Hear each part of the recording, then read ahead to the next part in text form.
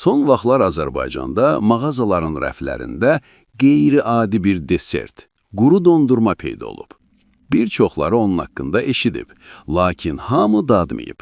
Ona sublimasiya olunmuş dondurma da deyirlər.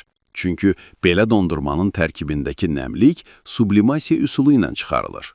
Bunun üçün məhsul əvvəlcə dərindən dondurulur. Sonra isə aşağı təzyiq şəraitində buz çıxarılır.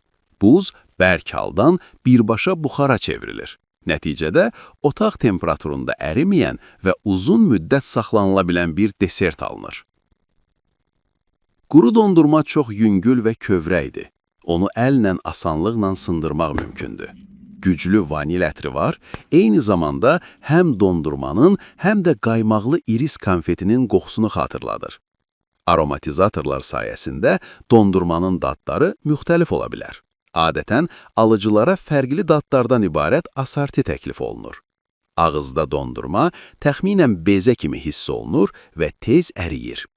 Nəzəri olaraq onu südlə blenderdə çalaraq kokteyl əldə etmək olar.